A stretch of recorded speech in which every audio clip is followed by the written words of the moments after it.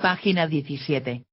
Historia de la filosofía, tomo 2, de San Agustín a Escoto, por Frederick Copleston. 2.2. Apologistas griegos: Arístides, San Justino Mártir, Taciano, Atenágoras, Teófilo. El primer grupo de pensadores cristianos cuyas obras contienen elementos filosóficos puede considerarse formado por los antiguos apologistas que se ocuparon particularmente en la defensa de la fe cristiana contra los ataques paganos, o, quizá mejor, en mostrar a las autoridades imperiales que el cristianismo tenía derecho a la existencia. Hombres como Arístides, Justino, Melitón, Taciano, Atenágoras y Teófilo de Antioquía. ¿Qué es una apología? 1. Discurso en el que se alaba, defiende o justifica a alguien o algo, generalmente de forma encendida o vehemente. 2. Alabanza, defensa o justificación, generalmente encendida o vehemente, de alguien o algo. En un breve esquema de la filosofía patrística, un esquema cuya inclusión se justifica únicamente como una preparación para el tema principal de este libro, no es posible tratar de todos los apologistas, ni tampoco tratar de alguno de ellos de una manera exhaustiva. Mi intención consiste más bien en indicar la clase de elementos filosóficos que sus obras contienen. 1.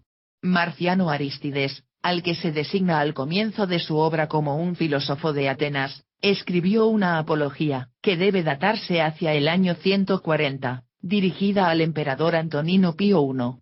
Gran parte de esa obra está consagrada a un ataque a las divinidades paganas de Grecia y Egipto, con una cierta animadversión a la moral de los griegos, pero, al comienzo, Arístides declara que, maravillado por el orden del mundo, y entendiendo que el mundo y todo cuanto en él hay se mueve por impulso de otro, y viendo que lo que mueve es más poderoso que lo que es movido, concluye que el motor del mundo es Dios de todo, que todo lo hizo por el hombre. Arístides ofrece así en una forma muy resumida argumentos derivados de la finalidad y orden del mundo y del hecho del movimiento, e identifica el ordenador y el motor con el Dios cristiano, del que pasa a predicar los atributos de eternidad, perfección, incomprensibilidad, sabiduría, bondad. Tenemos, pues, aquí una teología natural muy rudimentaria, y presentada no por razones puramente filosóficas, sino en defensa de la religión cristiana. 2. Una actitud mucho más explícita ante la filosofía puede encontrarse en los escritos de Flavio Justino, San Justino Mártir, que había nacido en Neápolis, de padres paganos, hacia el año 100, y se había hecho cristiano, y sería martirizado en Roma hacia el año 164. En su diálogo con Trifón declara que la filosofía es un muy precioso don de Dios, cuya finalidad es conducir al hombre hacia Dios, aunque su verdadera naturaleza y su unidad no han sido reconocidas por la mayoría de las gentes, como claramente se ve por la existencia de tantas escuelas filosóficas. Por lo que a él mismo se refiere, acudió, primeramente, en busca de instrucción, a un estoico, pero, al encontrar insatisfactoria la doctrina estoica sobre Dios, se separó de aquel y acudió a un peripatético, al que pronto abandonó, cuando se le manifestó como un profesional codicioso de honorarios. Al separarse del peripatético acudió, con entusiasmo aún no disminuido, a un pitagórico, reputado en extremo, pero éste encontró al aspirante a discípulo inadecuadamente preparado para la filosofía, dado su desconocimiento de la música, geometría y astronomía, y como Justino no deseaba perder mucho tiempo en adquirir el requerido conocimiento de dichas ciencias, se dirigió a los platónicos, y conoció con delicia la doctrina de las ideas inmateriales, que le hizo esperar una clara visión de Dios, lo cual, dice Justino, es el objetivo de la filosofía platónica. Pero poco después se encontró con un cristiano que le mostró la insuficiencia de la filosofía pagana, incluso de la de Platón. Justino es, pues, un ejemplo de pagano culto convertido al cristianismo, que, sintiendo su conversión como el término de un proceso, no puede adoptar una actitud meramente negativa y hostil hacia la filosofía griega. Las palabras de Justino en el diálogo referentes al platonismo manifiestan con bastante claridad la estima en que tenía la filosofía platónica.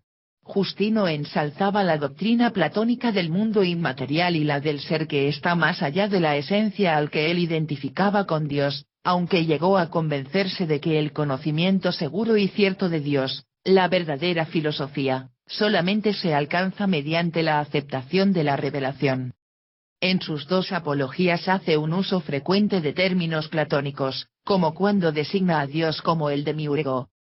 No sugiero que cuando Justino se vale de palabras y frases platónicas o neoplatónicas esté entendiéndolas en su preciso sentido platónico. La utilización de tales palabras y frases es más bien efecto de su educación filosófica y de la simpatía que conservó por el platonismo.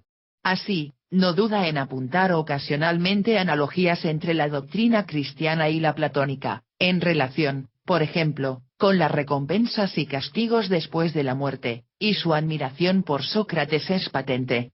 Cuando Sócrates, en poder del Logos, o como instrumento de éste, trató de conducir a los hombres desde la falsedad a la verdad, hombres malos le llevaron a la muerte acusándole de impío ateísmo. Del mismo modo los cristianos, que siguen y obedecen al Logos mismo encarnado, y que denuncian a los falsos dioses, son llamados ateos.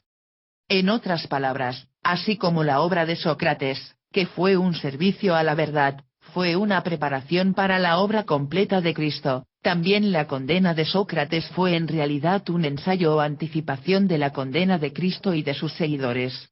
Por otra parte, las acciones de los hombres no están determinadas, como pensaban los estoicos, sino que los hombres actúan bien o mal según su propia libre elección, pero, en cambio, se debe a la acción de los demonios malos el que Sócrates y los que son como él sean perseguidos, mientras que Epicuro y los que son como él reciben honras.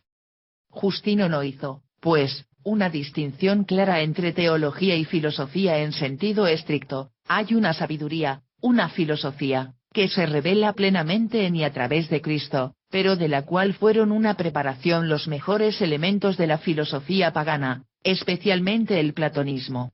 En la medida en que los filósofos paganos adivinaron la verdad, lo hicieron como de algún modo poseídos por el Logos, pero Cristo es el Logos mismo, el Logos encarnado. Ese modo de ver la filosofía griega y su relación al cristianismo tuvo una gran influencia en escritores posteriores. 3. Según Ireneo, Taciano fue un discípulo de Justino. Era de nacionalidad siria, se educó en la literatura y la filosofía griegas, y luego se hizo cristiano. No hay ninguna verdadera razón para dudar de la verdad de la afirmación de que Taciano fuese en algún sentido discípulo de Justino, pero está perfectamente claro, a juzgar por su discurso contra los griegos, que no compartió la simpatía de Justino por la filosofía griega en sus aspectos más espirituales. Taciano declara que conocemos a Dios por sus obras, tiene una doctrina del Logos, distingue el alma, del espíritu, enseña la creación en el tiempo e insiste en la libertad de la voluntad, pero puede haber tomado todos esos puntos de las escrituras y de las enseñanzas cristianas, hace poco uso de la educación o del pensamiento griegos, aunque difícilmente puede haber escapado por completo a su influencia. De hecho se inclinó hacia un rigorismo excesivo, y sabemos por San Ireneo y San Jerónimo que, después del martirio de Justino, Taciano se apartó de la Iglesia para unirse al gnosticismo valentiniano, y que a continuación fundó la secta de los encratitas, que no solamente denunciaba el beber vino y el uso de ornamentos por las mujeres, sino incluso el matrimonio, que no era, a sus ojos, sino violación y fornicación. Taciano reconocía la capacidad de la mente humana para probar la existencia de Dios a partir de las criaturas, e hizo realmente uso de nociones y categorías filosóficas, en el desarrollo de la teología, como cuando mantiene que la palabra, verbo, que procede de la esencia simple de Dios, no cae en el vacío, como las palabras humanas, sino que permanece en su subsistencia y es el instrumento divino de la creación. Utiliza así la analogía de la formación del pensamiento y el habla humana para ilustrar la procesión del verbo, y, aunque sostiene la doctrina de la creación, se vale de un lenguaje que recuerda al del Timeo a propósito del demiurgo.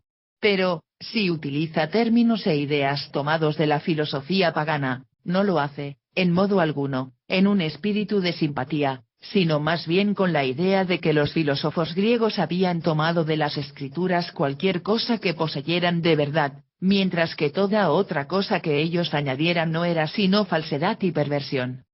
Los estoicos, por ejemplo, pervirtieron la doctrina de la providencia mediante su diabólica teoría del determinismo fatalista. Hay ciertamente algo de ironía histórica en que un escritor que manifiesta una tan pronunciada hostilidad hacia el pensamiento griego, y que trazó una distinción tan aguda entre la sofistería griega y la sabiduría cristiana, fuese a parar luego a la herejía. 4. Una aproximación más discreta a los griegos, y más en armonía con la de Justino Mártir, fue la de Atenágoras, que dirigió a los emperadores Marco Aurelio y Cómodo, conquistadores de Armenia y Sarmatia, y, sobre todo, filósofos, una legación por los cristianos, alrededor del año 177. En ese libro el autor se preocupa por defender a los cristianos contra las tres acusaciones de ateísmo, fiestas de antropofagia, e incesto, y, al contestar a la primera acusación, presenta una razonada defensa de la creencia cristiana en un solo Dios, eterno y espiritual. Ante todo, cita a varios filósofos griegos, por ejemplo, Filolao, Platón, Aristóteles y los estoicos. Cita a Platón en el Timeo, en el sentido de que es difícil encontrar al Hacedor y Padre del universo, y es imposible, aun cuando se le ha encontrado, declararle, y pregunta por qué los cristianos, que creen en un Dios, son llamados ateos, mientras que Platón no es llamado así por su doctrina del demiurgo. Los poetas y filósofos, movidos por un impulso divino, han hecho lo posible por encontrar a Dios, y se permite a los hombres que presten atención a sus conclusiones. Sería, pues, insensato negarse a escuchar al verdadero Espíritu de Dios, que habla por boca de los profetas. Atenágoras procede a mostrar a continuación que no puede haber una multitud de dioses materiales, que Dios, que forma la materia, debe trascender a esta, aunque no acierta apenas a concebir a Dios sin relación con el espacio, que la causa de las cosas perecederas debe ser imperecedera y espiritual, y apela especialmente al testimonio de Platón. Adopta, pues, la misma actitud de Justino Mártir. No hay más que una sabiduría o filosofía verdadera, que solo se alcanza adecuadamente mediante la revelación cristiana, aunque los filósofos griegos adivinaron algo de la verdad. En otras palabras, su mismo respeto por los poetas y pensadores griegos debía llevar a hombres reflexivos como Marco Aurelio a apreciar y estimar, quizás incluso a abrazar, el cristianismo. El propósito primordial de Atenágoras es teológico y apologético, pero en su intento de realizarlo utiliza argumentos y temas filosóficos, por ejemplo, al intentar probar el carácter razonable de la doctrina de la resurrección de los cuerpos, pone en claro su convicción, contraria a la opinión platónica, de que el cuerpo pertenece a la integridad del hombre, que el hombre no es simplemente un alma que utilice un cuerpo. 5.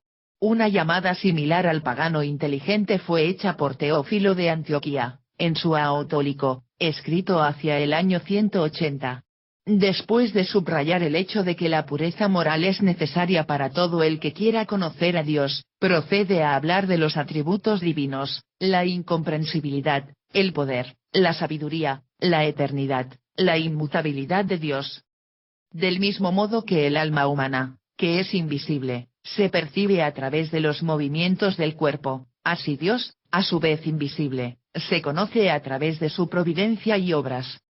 Teófilo no es siempre exacto en sus informes sobre las opiniones de los filósofos griegos, pero está claro que siente una cierta estimación por Platón, al que considera el filósofo más respetable entre ellos, si bien Platón erró al no enseñar la creación a partir de la nada, que Teófilo afirma claramente, y en su doctrina a propósito del matrimonio, en cuya exposición Teófilo no es correcto.